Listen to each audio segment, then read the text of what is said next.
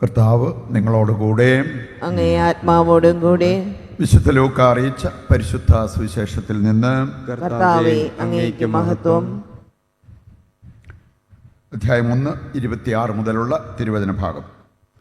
അക്കാലത്ത് ഗബ്രിയേൽ ദൂതൻ ഗലീലയിൽ നസ്രത്ത് എന്ന പട്ടണത്തിൽ ദാവീദിൻ്റെ വംശത്തിൽപ്പെട്ട ജോസഫ് എന്നു പേരുള്ള പുരുഷനുമായി വിവാഹ നിശ്ചയം ചെയ്തിരുന്ന കന്യകയുടെ അടുത്തേക്ക് ദൈവത്താൽ അയക്കപ്പെട്ടു.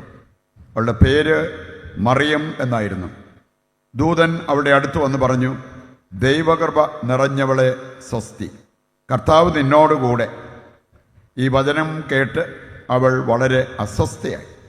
എന്താണ് ഈ അഭിവാദനത്തിൻ്റെ അർത്ഥം എന്നവൾ ചിന്തിച്ചു. ദൂതൻ അവളോട് പറഞ്ഞു, മറിയമേ, നീ ഭയപ്പെടേണ്ട, ദൈവസന്നിധിയിൽ നീ കൃപ കണ്ടെത്തിയിരിക്കുന്നു. നീ ഗർഭം ധരിച്ച് ഒരു പുത്രനെ പ്രസവിക്കും. നീ അവന് യേശു എന്ന് പേരിടണം. അവൻ വലിയവനായിരിക്കും, അത്യുന്നതൻ്റെ പുത്രൻ എന്ന് വിളിക്കപ്പെടും. അവൻ്റെ പിതാവായ ദാവീദിൻ്റെ സിംഹാസനം ദൈവമായ കർത്താവ് അവന് കൊടുക്കും. യാക്കോബിൻ്റെ ഭവനത്തിൻ്റെ മേൽ അവൻ എന്നേക്കും ഭരണം നടത്തും. അവൻ്റെ രാജ്യത്തിന് അവസാനമുണ്ടാകുകയില്ല. മറിയം ദൂതനോട് പറഞ്ഞു, ഇതെങ്ങനെ സംഭവിക്കും? ഞാൻ പുരുഷനെ അറിയുന്നില്ലല്ലോ. ദൂതൻ മറുപടി പറഞ്ഞു, പരിശുദ്ധാത്മാവ് നിന്റെ മേൽ വരും, അത്യുന്നതൻ്റെ ശക്തി നിന്റെ മേൽ ആവസിക്കും. ആകയാൽ ജനിക്കാൻ പോകുന്ന ശിശു പരിശുദ്ധൻ, ദൈവപുത്രൻ എന്ന് വിളിക്കപ്പെടും. ഇതാ നിന്റെ ചാർച്ചക്കാരി വൃദ്ധയായ എലിസബത്തും ഒരു പുത്രനെ ഗർഭം ധരിച്ചിരിക്കുന്നു. വന്നിയെന്ന് പറഞ്ഞിരുന്ന അവൾക്ക് ഇത് 6-ാം മാസമാണ്. ദൈവത്തിനൊന്നും അസാധ്യമല്ല. മറിയം പറഞ്ഞു, ഇതാ കർത്താവിൻ്റെ ദാസി, നിന്റെ വാക്ക് എന്നിൽ നിറവേറട്ടെ. അപ്പോൾ ദൂതൻ അവളുടെ മുമ്പിൽ നിന്ന് മറഞ്ഞു. കർത്താവിൻ്റെ സുവിശേഷം. ക്രിസ്തുവേ, അങ്ങേക്ക് സ്തുതി.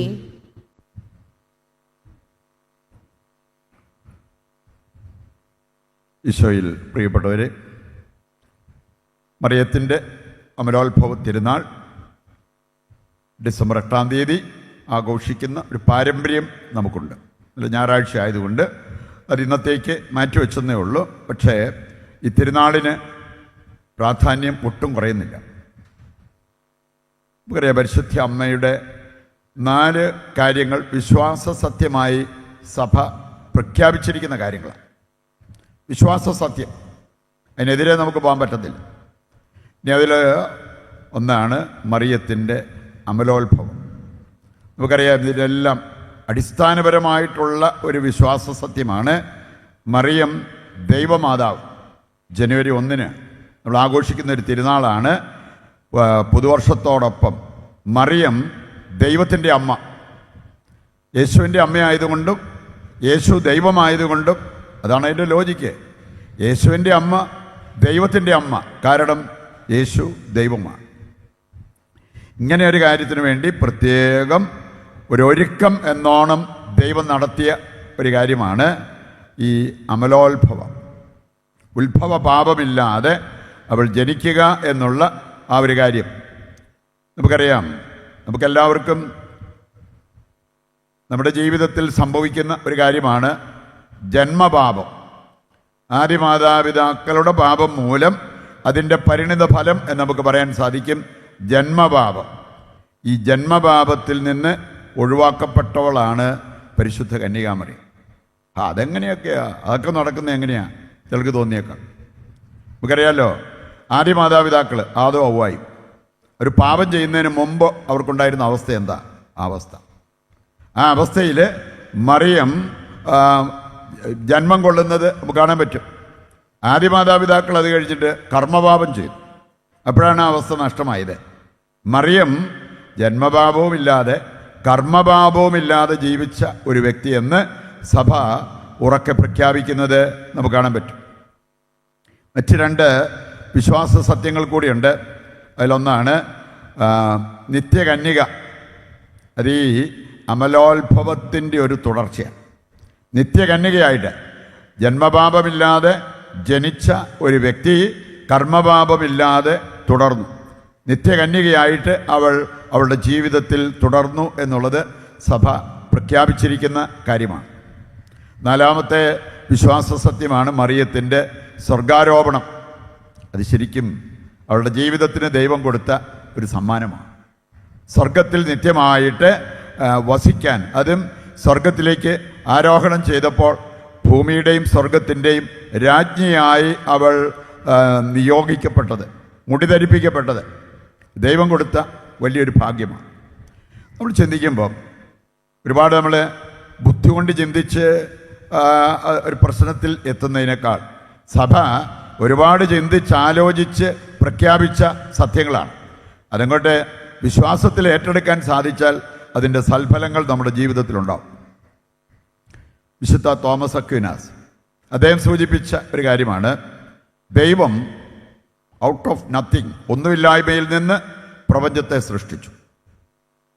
അങ്ങനെ ചെയ്ത ദൈവത്തിന് ഒരു വസ്തുവിൻ്റെ സത്ത മാറ്റാൻ പ്രയാസമാണോ? ഒന്നുമില്ലായ്മയിൽ നിന്ന് സകലതും സൃഷ്ടിച്ച ദൈവത്തിന് ഏതെങ്കിലും ഒരു വസ്തുവിൻ്റെ സത്ത മാറ്റാൻ ഒരു പാടുമില്ല. വിശുദ്ധ കുർബാനയിൽ എന്താ സംഭവിക്കുക? വിശുദ്ധ കുർബാനയിൽ കൂദാശയുടെ ശക്തിയാലും പരിശുദ്ധാത്മാവിൻ്റെ പ്രവർത്തനത്താലും നമ്മളിവിടെ നൽകുന്ന റൊട്ടിയും വീഞ്ഞും ദൈവം അതിൻ്റെ സത്ത മാറ്റി അത് യേശുവിൻ്റെ ശരീരവും രക്തവുമായി മാറുന്നു. സത്താഭേദം വിശ്വാസ സത്യമാണ്. നമ്മൾ അംഗീകരിച്ചിരിക്കുന്ന സഭ നമ്മെ പഠിപ്പിക്കുന്ന ഒരു കാര്യമാണ്. അതൊക്കെ എങ്ങനെ സംഭവിക്കും? കുർബാന സ്വീകരണം കഴിഞ്ഞ് ഞാനും ഒന്ന് നോക്കിയതാണ്. ബ്ലഡിൻ്റെ ടേസ്റ്റ് ഉണ്ടോ, മാംസത്തിൻ്റെ ടേസ്റ്റ് ഉണ്ടോ, ഒന്നുമില്ലായിരുന്നു. അപ്പം അതുകൊണ്ട് ഞാനൊന്നും വിശ്വസിക്കുകയില്ല. വേണമെങ്കിൽ നമുക്ക് ബുദ്ധി കൊണ്ട് അങ്ങനെ പറയാം. പക്ഷേ വിശ്വാസത്തിൽ നമ്മൾ ഏറ്റെടുത്താൽ അതുമൂലം നമ്മുടെ ജീവിതത്തിൽ ഉണ്ടാകുന്ന നേട്ടം വളരെ വലുതായിരിക്കും. വിശുദ്ധ സിറിൽ അദ്ദേഹം പറഞ്ഞൊരു കാര്യമുണ്ട്, ജീവിതത്തിൽ ഒരിക്കൽ പോലും നുണ പറയാത്തൊരു വ്യക്തിയാണ് നമ്മുടെ യേശു.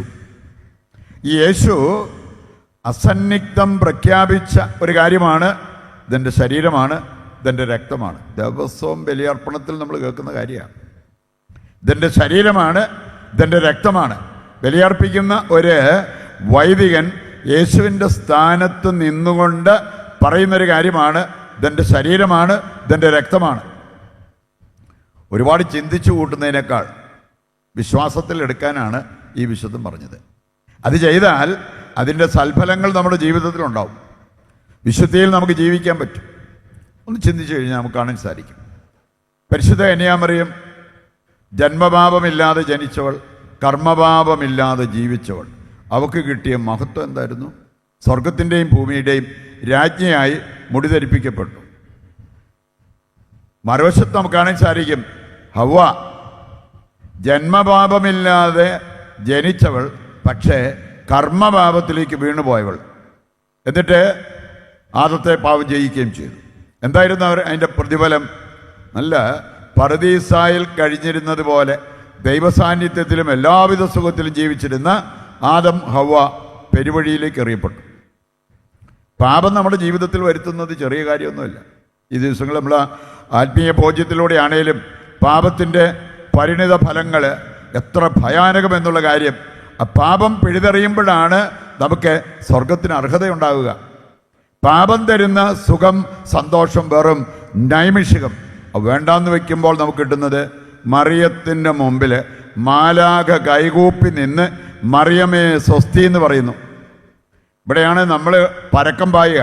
ആരെങ്കിലും നമ്മളെ ഒന്ന് ബഹുമാനിക്കാൻ വേണ്ടി, ആരെങ്കിലും നമ്മളെക്കുറിച്ചൊരു നല്ല വാക്ക് പറയാൻ വേണ്ടി ഇതിൻ്റെ വല്ല ആവശ്യം വരുമോ? നമ്മൾ ജീവിക്കേണ്ട പോലെ ജീവിക്കുകയാണെങ്കിൽ, ഇന്നത്തെ രണ്ടാം വായനയിൽ നമ്മൾ കേട്ടൊരു കാര്യം, ദൈവത്തിൻ്റെ മുമ്പാകെ പരിശുദ്ധരായി ജീവിക്കാൻ വിളിക്കപ്പെട്ടവരാണ് ദൈവമക്കളായി നമ്മൾ. മറക്കാതിരുന്നാൽ മതി, അതിനൊരു പരിശ്രമം നടത്തിയാൽ മതി. മാലാഖ പോലും വന്ന് കൈകൂപ്പി നമ്മുടെ മുമ്പിൽ നിൽക്കും. അപ്പം അതുകൊണ്ട് നമുക്ക് സ്നേഹത്തിനോ അംഗീകാരത്തിനോ ഒരു കുറവും വരത്തില്ല, ജീവിക്കേണ്ടതുപോലെ നമ്മൾ ജീവിക്കുന്നെങ്കിൽ. പരിശുദ്ധ കന്യാമറിയത്തിൻ്റെ ജീവിതത്തിലേക്ക് നോക്കിയാൽ നമുക്ക് കാണാൻ സാധിക്കും, ആദം ഹവ്വായേക്കാൾ വിലമതിക്കപ്പെടുന്ന ഒരു വ്യക്തിയാണ് പരിശുദ്ധ കന്യാമറിയം. ഈ മറിയത്തെ നമുക്ക് എങ്ങനെ അവഹേളിക്കാൻ പറ്റും? ഈ മറിയത്തെ നമുക്ക് എങ്ങനെ നമ്മുടെ ജീവിതത്തിൽ നിന്നോ കുടുംബത്തിൽ നിന്നോ മാറ്റി നിർത്താൻ പറ്റും? അതിൻ്റേതായിട്ടുള്ളൊരു അപാകത, കുറവ് ഉറപ്പായിട്ടും നമ്മുടെ ജീവിതത്തിലുണ്ടാവും. മറിയമില്ലാത്ത വ്യക്തികൾ, മറിയമില്ലാത്ത കുടുംബങ്ങൾ. അതിൻ്റേതായിട്ടുള്ള കുറവ് ഉറപ്പായിട്ടും നമ്മൾ അനുഭവിക്കേണ്ടി വരും എന്നുള്ളത് നാം തിരിച്ചറിയേണ്ട ഒരു കാര്യമാണ്. ഫുൾട്ടൺ ഷീൻ പ്രഗത്ഭനായ ഒരു വ്യക്തി, ആർച്ച് ബിഷപ്പൊക്കെ ആയിരുന്നു. ഫുൾട്ടൺ ഷീൻ അദ്ദേഹം പറഞ്ഞൊരു കാര്യമുണ്ട്: എല്ലാ വൈദികർക്കും 2 അമ്മമാരുണ്ട്, എല്ലാ സമർപ്പിതർക്കും 2 അമ്മമാരുണ്ട്. അത് തന്നെ നമുക്ക് ക്രിസ്തീയ ജീവിതത്തിനും കൊടുക്കാൻ പറ്റും. എല്ലാ ക്രിസ്ത്യാനികൾക്കും 2 അമ്മമാരുണ്ട്. ഒന്ന് നമുക്ക് ജന്മം തന്ന അമ്മ, മറ്റൊന്ന് സ്വർഗീയ അമ്മ. 2 അമ്മമാരെ അങ്ങേയറ്റം സ്നേഹിച്ച് ബഹുമാനിച്ചോ എന്നാണ് ഈ വ്യക്തി സൂചിപ്പിച്ചത്, ഫുൾട്ടൺ ഷീൻ. അതിൻ്റേതായിട്ടുള്ളൊരു ഐശ്വര്യം, അതിൻ്റേതായിട്ടുള്ളൊരു അനുഗ്രഹം നമ്മുടെ ജീവിതത്തിന് ഉണ്ടാകുമെന്ന് ഈ ഒരു യാഥാർത്ഥ്യം ഒരിക്കലും നമ്മൾ വിസ്മരിക്കരുത്. വീണ്ടും പരിശുദ്ധ അമ്മയെക്കുറിച്ച് ചിന്തിക്കുമ്പോൾ ഒരു ദേവാലയത്തെ കാണുന്നതിനേക്കാൾ വിലയുള്ളവളായി കാണണം. ദേവാലയം നമുക്കറിയാമല്ലോ, ഇവിടെയാണെങ്കിലും നമ്മളൊരു പുതിയ ആലയം പണിയുമ്പോൾ ബിഷപ്പ് വന്നിട്ട് ആൾത്താരെയെല്ലാം റൂഷ്മ ചെയ്ത് അത് ഇങ്ങനെ ഒരു കാര്യത്തിനായിട്ട്, ബലിയർപ്പണത്തിനായിട്ട് ഉയർത്തപ്പെടും. പരിശുദ്ധ അമ്മയുടെ കാര്യത്തിൽ അങ്ങനെ ഒരു റൂഷ്മയുടെ കാര്യമില്ലായിരുന്നു. കാരണം പരിശുദ്ധ അമ്മ ദൈവത്താൽ പ്രത്യേകം തിരഞ്ഞെടുക്കപ്പെട്ടവള്, പ്രത്യേകമായിട്ടുള്ള ഒരു അഭിഷേകമുള്ള വ്യക്തിയായിരുന്നു പരിശുദ്ധ കന്യകാമറിയം. ഈ മറിയത്തെക്കുറിച്ച് എങ്ങനെ നമുക്ക് ദൂഷണം പറയാൻ പറ്റും? ഈ മറിയത്തെ എങ്ങനെ നമുക്ക് നമ്മുടെ ജീവിതത്തിൽ നിന്ന് മാറ്റി നിർത്താൻ പറ്റും? അവസാനമായിട്ട് നമ്മൾ മനസ്സിലാക്കിയിരിക്കേണ്ട ഒരു കാര്യം, പരിശുദ്ധ അമ്മ എന്ന് പറഞ്ഞാൽ ജീവിക്കുന്ന സ്വർഗമാണ്. ജീവിക്കുന്ന സക്രാരി എന്നൊക്കെ ആന്റണി മരിയ ക്ലാരറ്റിനെ കുറിച്ച് പറഞ്ഞിട്ടുണ്ട്. എന്ന് പറഞ്ഞ പോലെ ജീവിക്കുന്ന സ്വർഗം, അതാണ് പരിശുദ്ധ കന്യകാമറിയം. ഈ അമ്മയെ പ്രത്യേകം അനുസ്മരിച്ച് അമ്മയുടെ മാധ്യസ്ഥം തേടി പ്രാർത്ഥിക്കുന്ന ഈ ബലിയിൽ ഈ അമ്മയെപ്പോലെ വിശുദ്ധരായി ജീവിക്കുവാനും സ്വർഗത്തിലെത്തി ആ നിത്യമഹത്വം പ്രാപിക്കുവാനും വേണ്ട കൃപ തരണമേ എന്ന് ദൈവത്തോട് പ്രത്യേകം നമുക്ക് പ്രാർത്ഥിക്കുകയും ചെയ്യാം.